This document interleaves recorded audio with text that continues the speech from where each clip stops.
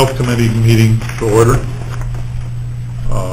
As I said before, Troy's not able to be in attendance today, so I'll be running the meeting, much to everybody's chagrin.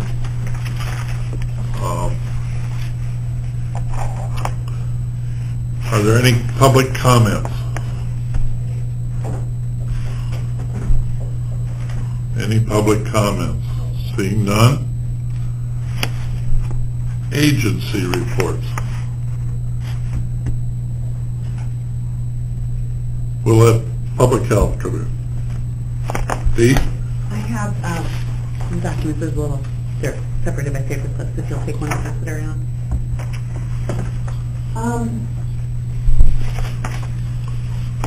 The first paper in your packet will be the grants and contracts list. There were no new major updates this month to that list. The only change was that we did apply for a new county grant in December. It's due to the state by January 16th. So we got that in right away as soon as we got it. It's located at the bottom of the front page. That is a state 3-year canning grant, but because ICCSD formed during the middle of that 3-year period, we are required to apply yearly until that 3-year period. And then once the 3-year period comes, then we can apply for 3 years. Okay. So we were notified that that would be due January 16th, so that's been applied for. I don't foresee any problems whatsoever. We only have 8 licensed canning facilities in Iroquois County that need to be inspected. So it's not a huge portion of the environmental health department work. Following that, you'll see the program summary report, and it lists all the programs and services that we provided in December by department. Just to give you a few highlights, I won't read off that list like I did last month for you. That was long. I'm sorry about that. The changes for the environmental health that are coming up are we're still waiting on about 7 food license permits that haven't come in. Those were sent out at the beginning of November, and they were given a December 31st deadline. Out of 193, we had 146 profit and 47 not-for-profit agencies. We're only, like I said, waiting on about 7 of those as of this morning. If those aren't received by the end of the workday today, then the food permit will be charged a late fee.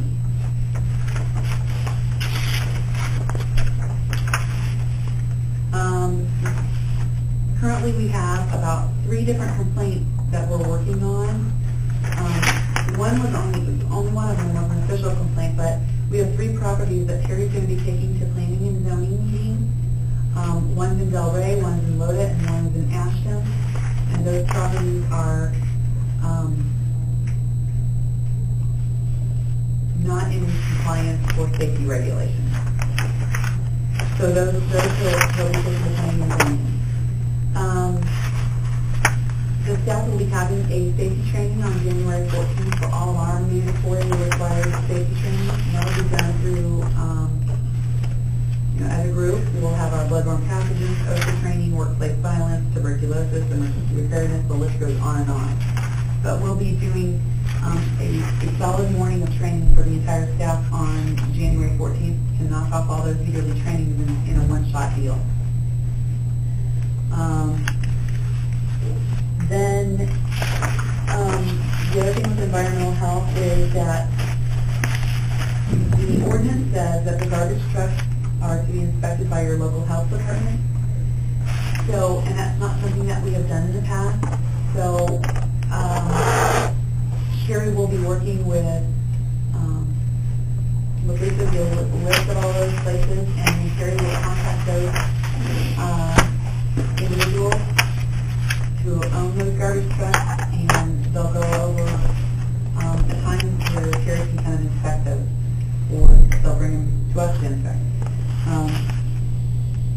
have to be leak-proof, and they have to have a shovel and a broom on board, and all kinds of other things that the ordinance says that the health department will inspect. So we will be doing that. Is that every garbage truck that works in the county? Yes. The county's been collecting, doing that, and collecting those fees per truck, but the health department has never inspected them. But because it is an ordinance, we will be doing that. How does one inspect a garbage truck? Well, there's a checklist that Terry will have, of Okay. all the things that he has to check for. Just probably similar to a checklist that he uses when he goes to check out a septic, and he'll just have to, check off everything. So, and it's, the ordinance is pretty clear of what he's going to look at. So, he'll notify them, and they'll jointly set up a time together that we can do that. So, like, for example, how many workers are on the truck, what's inside the truck, what kind of garbage they picking up? I have to ask Terry. I'm just curious, I mean. Yeah, I know that I know he has to look to make sure that it's leak-proof. I know that he has to make sure that there's a broom and shovel on board. That, there are a few odds and ends that I'm aware of, that Terry takes care of that. So, and I'm sure that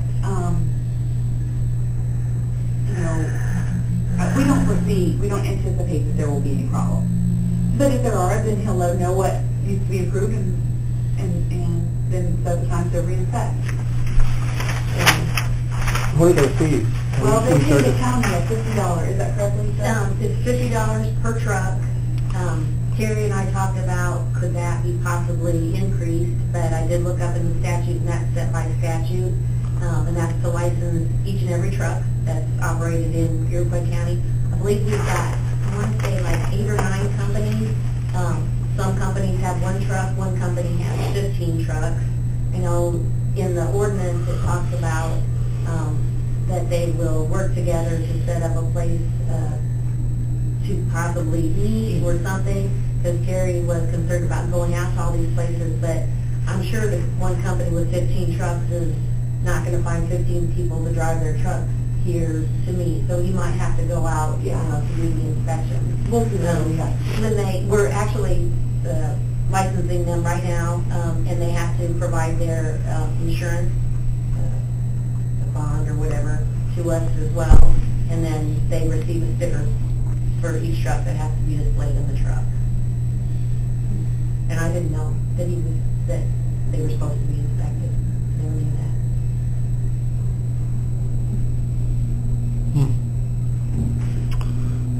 And since we're talking about inspections, I'm just curious, because I'm new to the committee, how does one inspect a tanning bed? I mean...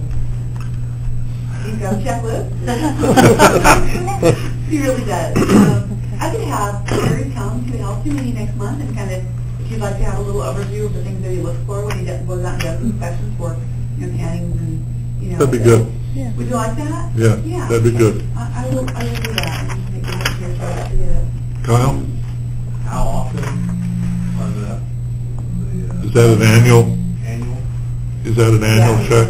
and we weren't aware of that either, so we're learning too. And that's reflected on the people's cost. We have always provided, we've always had to send a list of the companies and the truck numbers to the health department, but I never really knew why. I didn't realize it was because they were supposed to be inspected. So we always have provided the health department with that list. Now I know why. So we'll get that taken care of. So you will provide the list to them, and they will get the information back to you before the licenses are sent out? The way it's supposed to work, yeah. Okay. Which this time will be a little bit retroactive, which is okay. Right. But what we'll do is Terry, once he gets the list from Lisa, then he'll go ahead and draft up a letter and send out to all of those companies, and he'll work with each one of them to set up a time for an inspection, and then as soon as we have all that, then we'll let Lisa know that that's been taken care of, Okay. and we'll do it.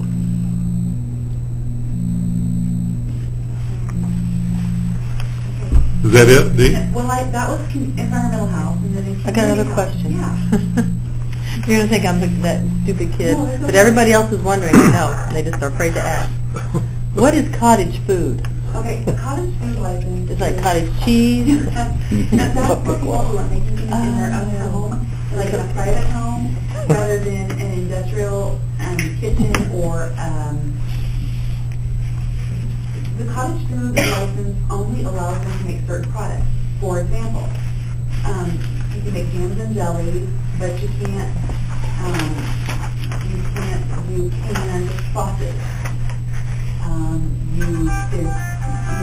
It's very specific, it's a very specific, state cottage food license is very specific to what can be made and sold and what I don't know how can't. to shut it off. It's 10 So, minutes. we do have some applications that we're working with them on. But right now, to my knowledge, I don't think we have any current cottage food licenses that have been approved. I think mostly sell farmers markets and things like that. Yeah, or, like if somebody that calls and they're gonna go, to 40 billion, well, then we sell them that to Champaign County, so you gotta contact them. But, it's for people who wanna sell that stuff that they make in their home, The farmer's market is different than the cottage food license. The farmer's market license, and this will be great for Terry to come and explain next month to you, because he's the pro at this. But the farmer's market, most of that stuff is produce that's uncut, selling those kind of things. And then for the things that they make, like their homemade pies and things, they have to make sure that they have an ingredients list on the label and, all that kind of stuff. So I'll have Terry come next month and he can kind of go over those things with you and then you'll know. Sorry. And no, it's okay. Believe me, I ask questions for Terry every day. And he's very good at explaining. He's been doing this for 27 years, so he's a pro at it. Can I ask one more question then? And maybe you can add it to Terry's list.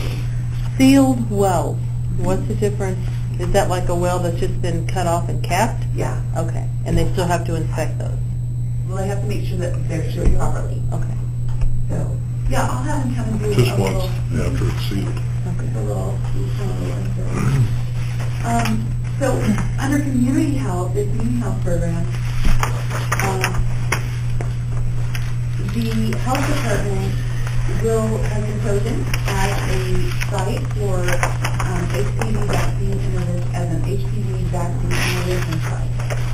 So we don't have all the details on that, but at the recruitment public health administrator meeting in December, Bill Moran, who is the immunization section chief for the Illinois Department of Public Health, spoke to us about becoming an HPV vaccine intervention site, which I wrote him a very compelling letter explaining to him that that was one of our I-Plan priorities when we developed our I-Plan for certification for the new health department.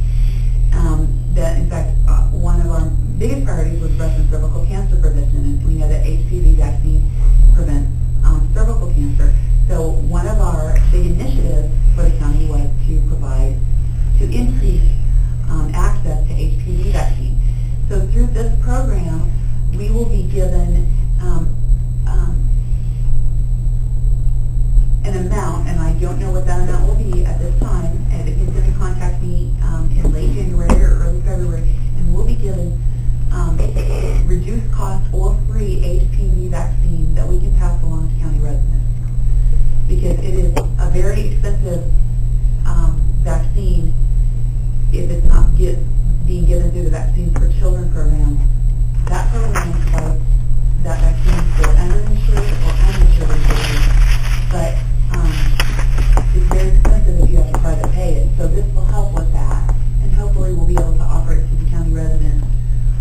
I'm hoping for free, but if not for free, at a very reduced cost.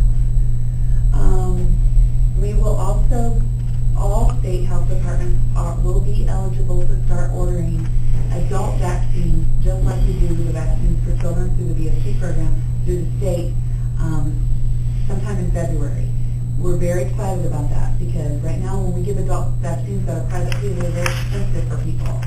We try to order them in multi-dose lots so that we can reduce the cost to them, that they are going to allow us to order some of that at no cost or at a very reduced cost as well.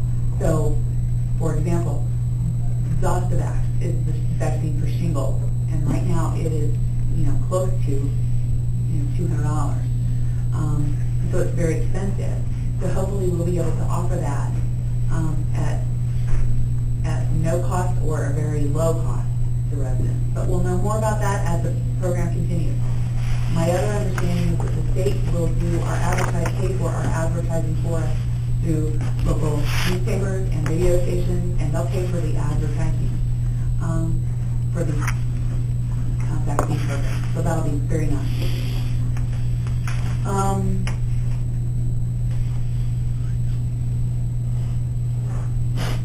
We're having, Clyde has been working out with us on the temperatures we've had a little bit of trouble with our vaccine fridge, but certainly not anything that's worrisome, and we've not had to transfer any vaccine. We're not reaching critical levels, but we've been concerned about the temp.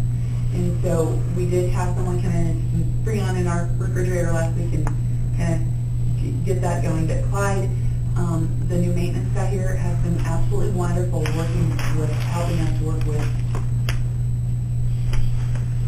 everything over there. So we wanted to say thank you very much. For senior services, you can see that we've had new adult special service reports in December. Some of those have been very complex cases. The cases are very simple and they're pretty cut and dry. Other cases are very complex. We have just tend to have a little run lately of complex cases. But the girls are doing a great job. The rest of it you can see from the report. Just a question.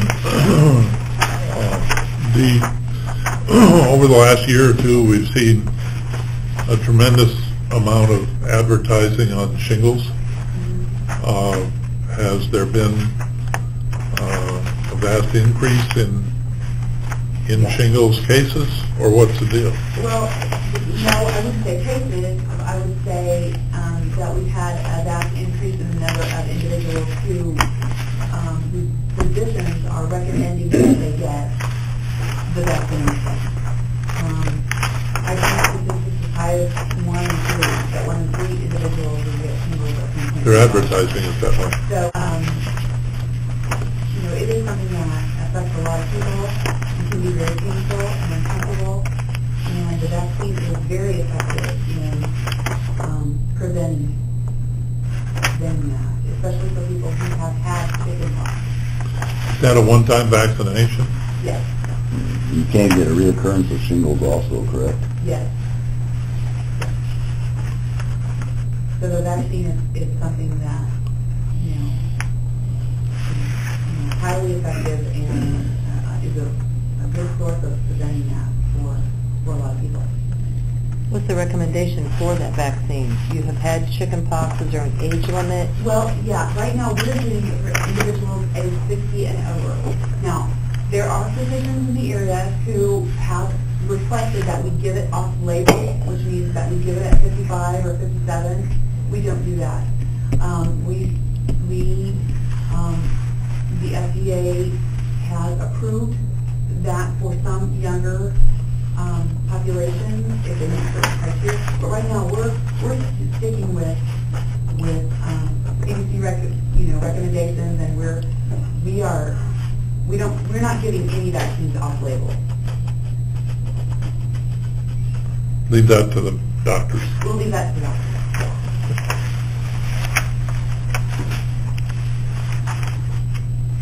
Anything else, Dee? Any questions for Dee?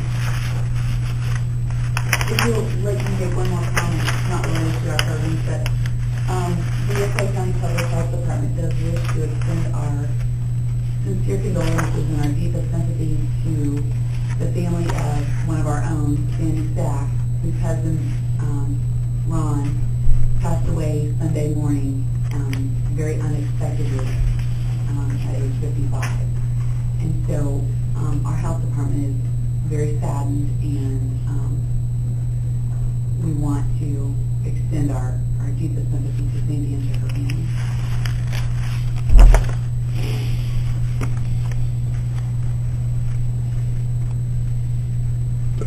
notes amount. Any questions for Dee?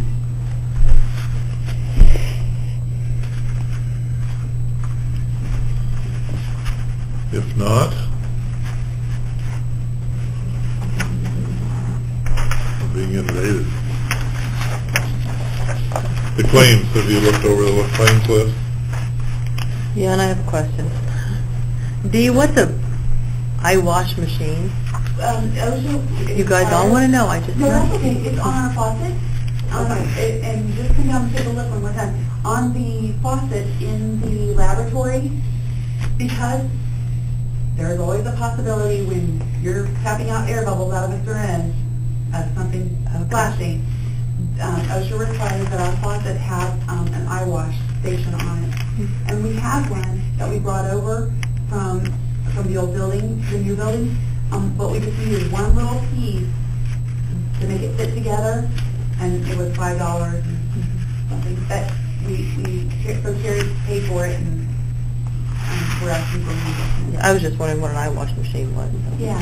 It's just, I've learned a lot today. It's off the faucet so that it's got two actual spouts, and you uncap it, turn your water on, and then the water will come out that direction, so that you can wash your eye out if you need it.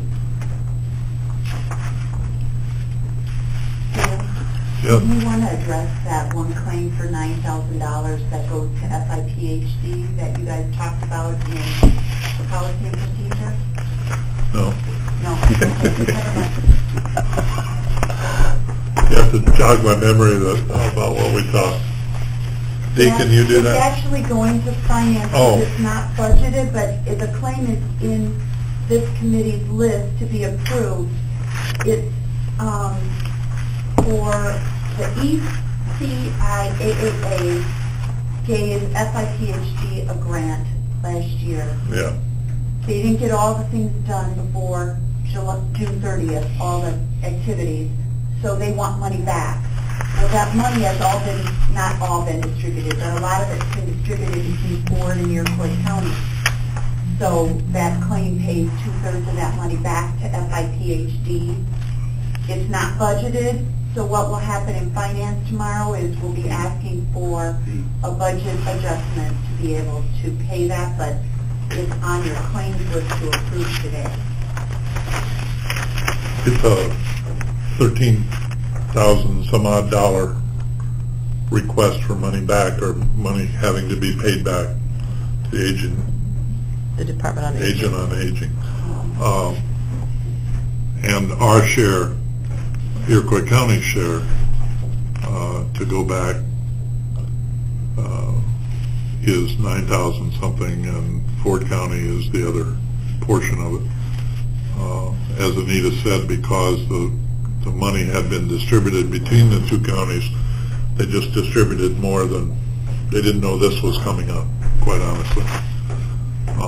They have $7,000 in the account yet that has not been distributed, but they wanted to keep that, so they asked for the whole amount, and policy and procedure suggested yes, they wanted to send it to finance to work out how it needs to be done. That's just mainly for information, but also supporting the claim on our list. Thank you, Anita.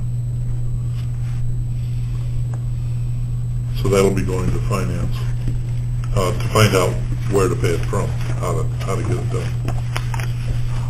Any questions on that? Further questions on the claims? Observations? Suggestions? So when we approve to pay the claim, should we exclude that one? No, because we're asking for a claim, and finance just has to figure out where to get it.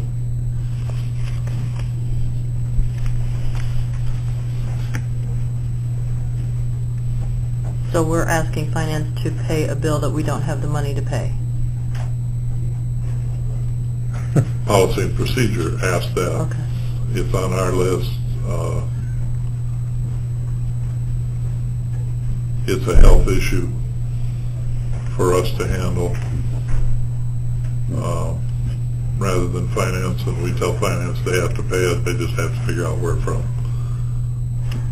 Something we have to pay regardless. Yeah.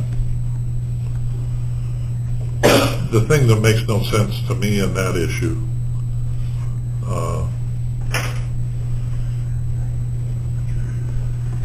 is the fact in the whole thing that had the money not been split up earlier between the two counties, there would have been money there still in FIPHD in order to handle it. That's where I have a problem with some of the statutory requirements of the budgeting process in county. Makes no sense to break our budget in order to pay back something that might not have been paid in the first place. But that's the way it is. So that's my question then. If the money was split up between the two health departments, and now this money needs to be paid back to the Agency on Aging, shouldn't the health department ante up the $9,000? No, because it was paid to the county. It wasn't. It was paid to the and deposited in the public health line item, which is not part of public health department. Anita? I'm confused about what you said, because it is coming out of the public health fund, Yes, is where that claim is coming from. but not out of public health department budget. Yes, it is out of their budget. Well, they don't have anything budgeted yet, but it will hit as an expense in the public health department, administration department. I hate to have you look at this, because once I looked at this report, I can see I have last year's budget. But if you look at the revenue and expense report for the one for December, this front page, that expense is right here in the administration department, and it's called Health Department Expense County Share. And what's happening is, and this is the way John sure wanted it, the money's going to get paid back to FIPHD, to that bank account. And Ford County will pay their part back, and then John will write a check from that FIPHD to this Eastern Illinois Agency on Aging. That's how it's going to work. But it will be in this public health fund's expenses in the current year. Does that make sense? Doesn't make sense, but I'm sure So it's if right. Because, well, I mean, the thing I showed, and I wish I had Mindy's treasurer's report when I talked to Dee and John about it, the money was deposited into that public health fund last year. They had, in their revenue last year was, yeah, perfect. You could have just hit me on in this 810, that's where the money all went that was distributed out of that SIPHD. There was $300,000 that came in there as miscellaneous revenue. If you think about it, in theory, we should have had about $10,000 less distributed last year to the public health fund. That's why it makes, to me, that's where it should come back out of. That distribution last year of the money out of SIPHD was too much. There were some more lagging expenses than what was anticipated. So it should come back out of Fund 810, Public Health Department. Because last year they showed the revenue as miscellaneous revenue. This year they have to show the expense. Does that make sense? Okay.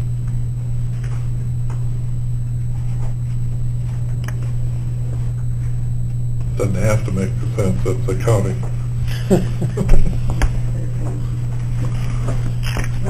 Right. And Mindy just said, it makes it confusing that it's in two different years, that you can't see it both happen in the same year. Any other questions? If not, Make a motion to pay the claims. I'm sorry. I'll make the motion, we pay the claims. Brett, is there a second? Second. Judd, any other discussion on the claims? Approval to send them to the county board. All in favor, say aye. Aye. Opposed, say no. Motion passed. Any old business? Any new business? Motion to adjourn, Dan? So moved. I do have a question. This is under new business, but how do we have dialogue between Iroquois County and Fort County? In Ford County? We don't, they're mad at us. We don't have I'd any? rather not comment on that. But, Don't we talk to one another? whoever wants to. Well, I guess I don't quite get it. Does Indirectly. anybody at the table get it? Indirectly. Pardon? Indirectly. Indirectly. There's still, Well, that's not a good thing, is it? still rapport. I think there is discussion that happens from time to time, between individuals, between offices, between, board members.